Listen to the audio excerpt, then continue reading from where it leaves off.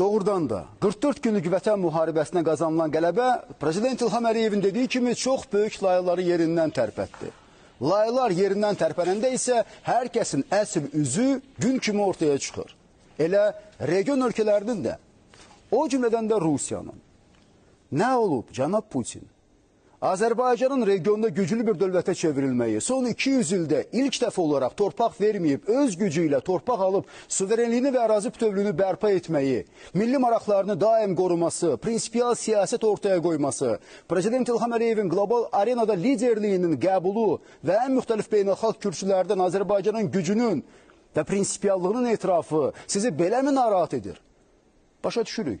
Siz axı öyrəşmişsiniz böyük Rusiyanın zorla öz ərazisinə daxil etdiyi xalqlar üzərində hökmranlığına. İstər Çar Rusiyası dövründə olsun, istərsə də ittifaq dönəmində ali irq Rus xalqı idi. Azərbaycanlılar, Özbəklər, Qazaxlar, Qırğızlar, Türkmənlər və digər millətlərin nümayəndələri isə hər zaman ikinci dərəcəli xalq kimi qəbul olunub. Və bugün hər iki imperiya tarixin zibilliyinə atılsa da düşüncə dəyişməyib, əninə davam edir. Bir zamanlar Stalin başını qaldıranın başını kəsirdisə, özü də NKVD-nin əli ilə, bugünsə Putin haqqını tələb edəni AMON-un əli ilə yox edir, başını kəsir. Necə deyərlər, davam edir 37, daha kəskin, daha ciddi.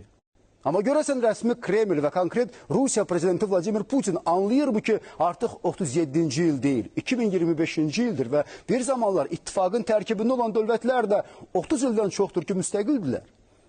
Anlayırmı ki, tarixdə heç nə unudulmur, nə Stalin dövrünün repressiyası, hansı ki, Azərbaycan xalqının düşünən başları kəsildi, nə 20 yanvar hadisəsi, nə Xocalı soyqırımı, nə Azərbaycan torpaqlarının işğalı və 30 il bu torpaqların işğal altında qalması, hansı ki, üzdə Ermənistanın, altda isə birbaşa Rusiyanın əli ilə bu xalqa yaşadıldı.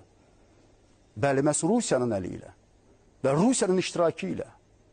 30 illik dönəmdə öz əsəri olan Qarabağ probleminin həllinə imkan verməyən və bu illər ərzində də Azərbaycanın məhz Qarabağ damarını basmaqla bizə min bir əziyyət verən, əsəblərimizlə, milli qürurumuzla oynayan Rusiya Qarabağ problemi həll olununca gücünü ölkəsində yaşayan Azərbaycanlılara göstərir.